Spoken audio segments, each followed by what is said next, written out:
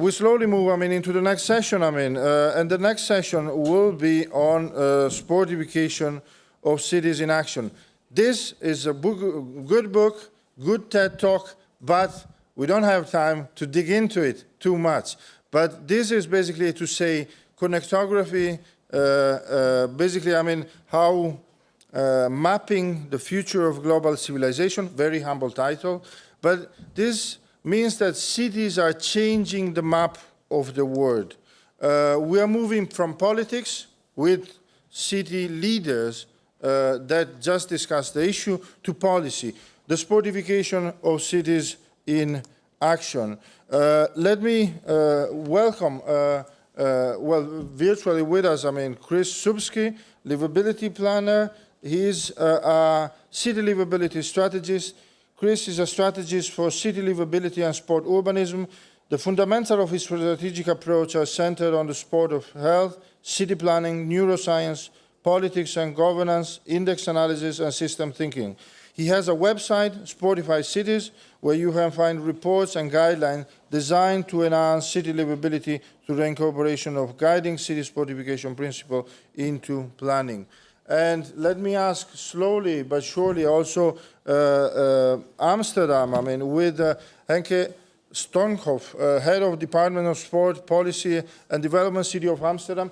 I don't know if you want to watch it from there or what. You want to watch it, please? Do, yes, indeed. And we'll give the floor directly to Chris Subsky, livability planner. I mentioned the website, Sportify Cities, and I give you the floor without further ado.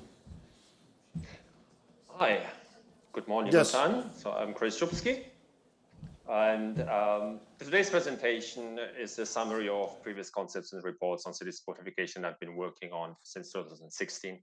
And I will be like a sprinter because we are running late today. It'll be a quick information what inspired me.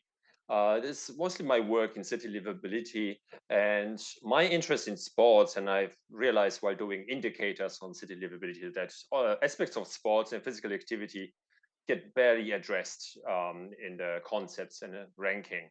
So I started merging both areas into sports urbanism. So the main goal of city sportification is to enable more residents to adopt a lifelong city sporting lifestyle. The key focus is to establish greater sport participation through sports urbanism. And it is not just the provision of infrastructure and amenities per se, but rather the key supportive conditions that enable as many city residents as possible to utilize infrastructure and amenities more frequently. So today, I would like to present a strategy proposal that could assist cities in establishing high levels of city sportification. This is just some information on professional background, so you understand a little bit my multi-dimensional approach to this concept. Without further ado, this city sportification concept is based on 6 guiding principles. The first guiding principle is accessibility, and the obvious aspects are transport options and accessibility of facilities.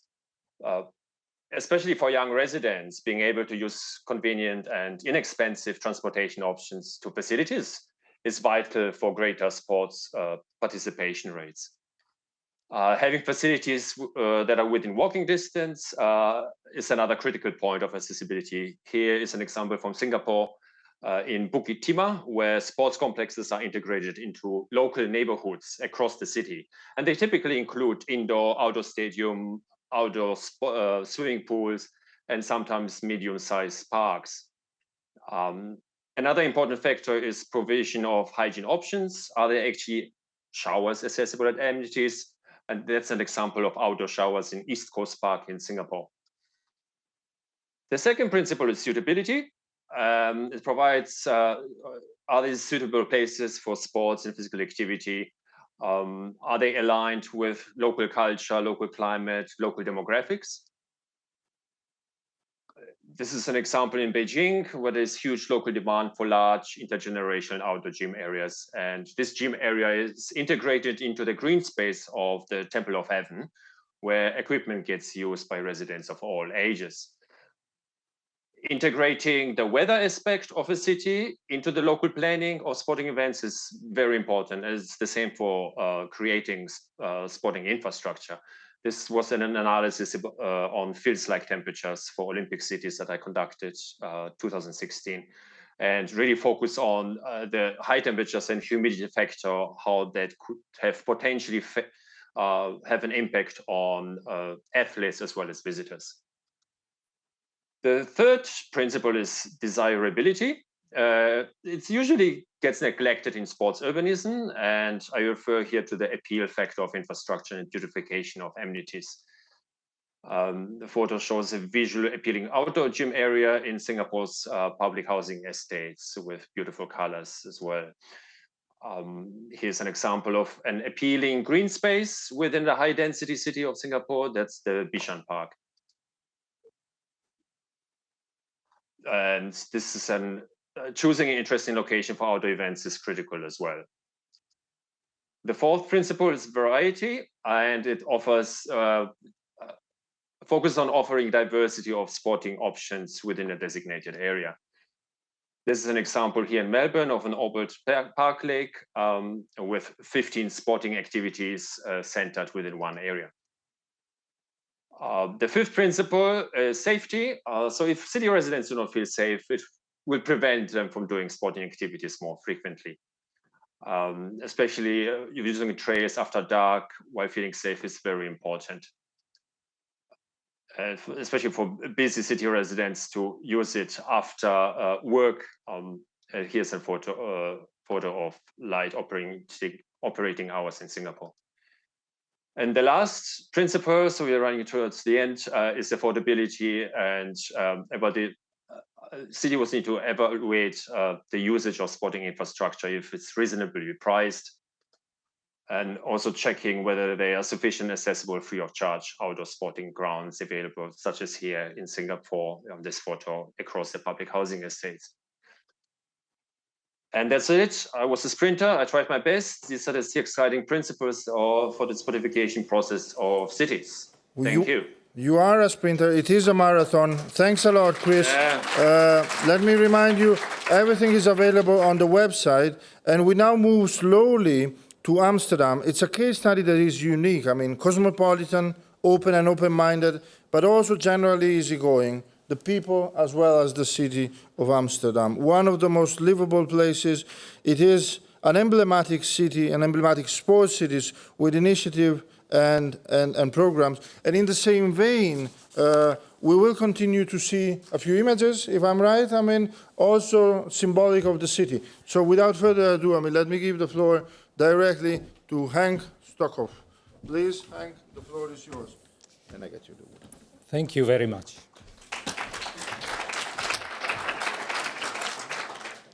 Dear friends of the Union, dear Melanie, I'm very pleased and honored to be able to say something about Amsterdam in what is called sportification. It has become our story. To the next slide. This is us. It has become our story about how we cope in modern times. We are a small city, 850,000 inhabitants. It's more than Lillehammer. Oh, it's too. Can I do it myself? Because I want to have it back. Yes. We have 850,000 opinions about how to manage the city. And the sports policy is quite simple. Every citizen active his whole life, facilitating sport and physical activity must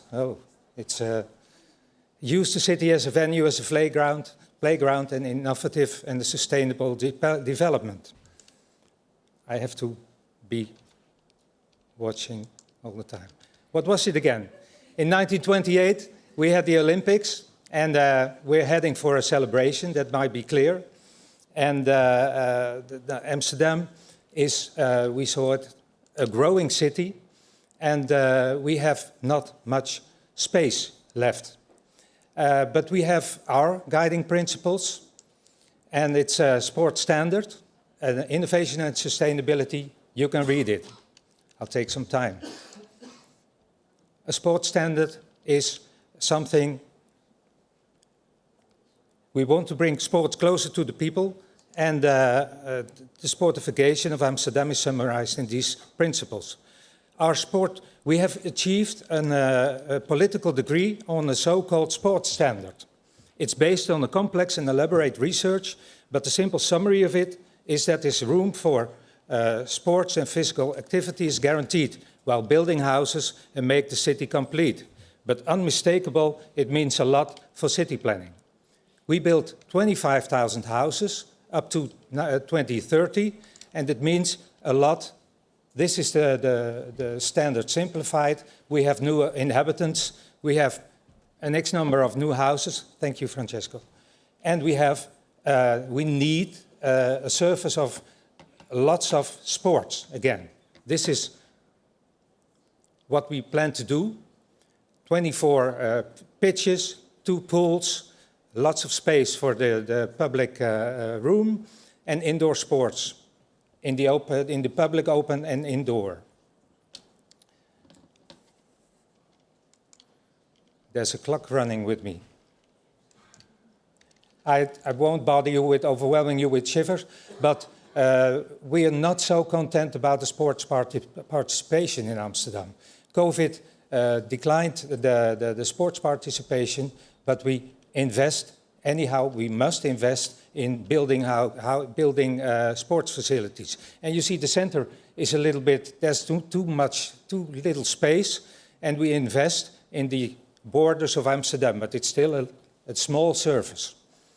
The second is innovation and sustainability. These are our goals. The city organization will be climate neutral, and in 2050, Amsterdam as a whole is climate proof, and we want to get off the gas. These are innovations in which we plan. We have sustainable artificial grass, which is to be used 5 times as much as natural grass.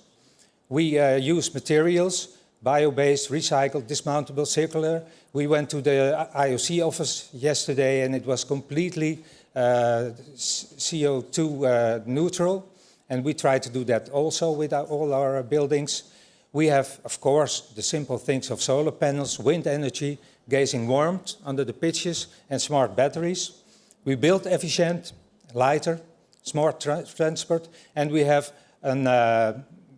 quite innovative storage of water underneath the pitches.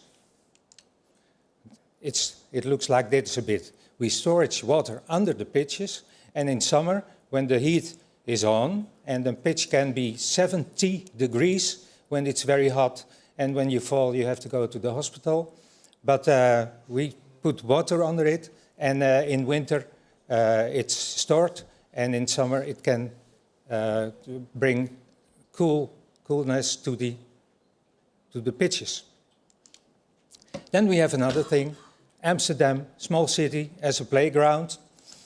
And this is the museum square where we celebrate our successes. Of course, we have sometimes a success, but I was in the middle of there. When you watch closely, you can see me.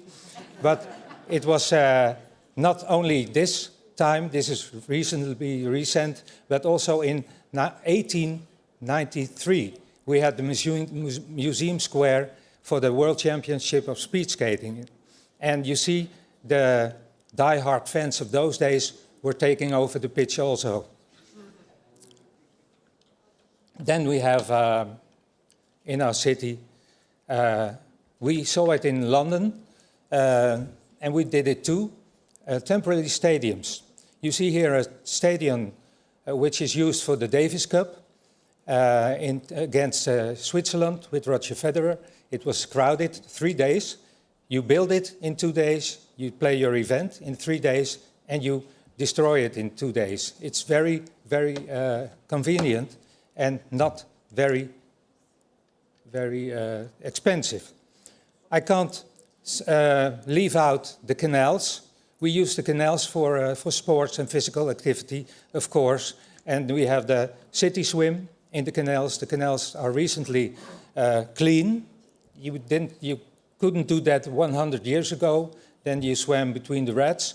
But right now, the city swim is very popular, and there are more than 3,000 people swimming 2 kilometers. And then we have, again, our museum square. We used it, this is an artificial image. We used it for the European Championships of Athletics in 2016. And there were really top athletes throwing their discus and javelin with a certain risk for the surprised tourists. It's a little bit like the World Championships of Archery in Copenhagen, where they in the middle of town, they use their bows. Then we have the beach volley. We put out a temporary stadium in our Wall Street area. We have also a Wall Street area. And why not? This is the Homeless Cup. Again, the Museum Square. It's a big square in the middle of Amsterdam. You've been there, perhaps. And why not on the Dam Square? It was completely the madhouse because it was in the middle of the tourist area, and everyone, the guests or no guests, came to watch the World Championship of beach volley in 2015. Urban sports, it's mentioned earlier today. We try to bring in urban sports into our neighborhoods, into our boroughs. These are new built houses, and we have in the public space we built an urban zone which is visited all the time. It's crowded with youngsters in wind, weather. This is a fabric hall. We visited in Lausanne yesterday some kind of fabric hall. I was very impressed by that. And we use it also for free running, urban things. And speaking about touching energy, this is in front of our concert building, also an urban event in 2017. And this is the urban zone again from above. And this pitch, this sport park is really finished right now and is completely open. It's completely public. No one is paying. That's me on my way to work. And we haven't invented urban sports ourselves. I've seen examples in Hungary, in France, of course, and also our fellow city, Rotterdam, who's present in the audience right now, is doing urban sports very well, and we try to learn from each other. Then the last thing is use the public space for our physical activity. Of course, you saw our policy is make everyone move, and I'm 5 minutes over time. I'm protecting you. I'm breathing and I'm taking it slow. This is the 3-on-3 basketball. It's very popular since 3, 4, 5 years. And it's very popular in Amsterdam. You need only 5 friends to play a complete game. And we're very fan of it. And it's played in the public space. And we want to have 20 or 30 of those small pitches, 3-on-3 basketball. Then, again, in the financial center, there is padel. It's conquering the world, padel. It's very popular, and you can use it for your lunch break to work out and to compete with your boss. This is, again, the same factory hall. It was the world tour of padel, and it was extremely popular by the people of Amsterdam to go and watch. And this is an athletic skills model. We try to bring that in the public space, and with scientifically based methods to use it. And it's an experiment. We have only one in Amsterdam. And of course, the normal gear for people in the parks to use when you walk by and to work out. And I can't say anything about using the public space without mentioning the bikes. The bike in Amsterdam, if you've been there, the bike rules and the car is guest. And that's really true. This is a lovely image but it can be more hard. We have lots of bikes in Amsterdam. There are more bikes than inhabitants, and the car is a guest. And it's nice to say, notice that no one, really no one, wears a helmet in Amsterdam. We take the risk, and it's nice to know that not many accidents occur. It's and you see it in this image. Everyone is. I don't know if they take the red and I take the green light, I think, but no one is wearing a helmet. And I want to finish. I said we have a lack of space in Amsterdam. It's a small surface, but we challenge that, and we have our own solutions. So, thank you for your attention. Stay here with me. I mean, we close it in a second. Okay, I'll stay here. So thanks a lot, Hank. It was indeed, I mean, very illustrative. I mean, and it was very important to have this illustration in order to understand the practice, you know, how to do things from a city perspective. If I did some mistake, it's my responsibility. If everything went well, it's an applause to Smart Cities and Sport, the team, and you. Now there is the coffee break. That's my idea of responsibility. I mean, we bring it slowly to a close.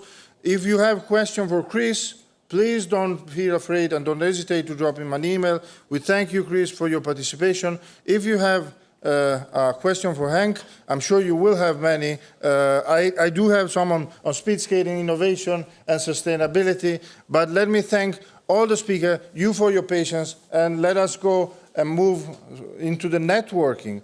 And remember, it's a networking break together with coffee. So please, thanks a lot. I'll see you back here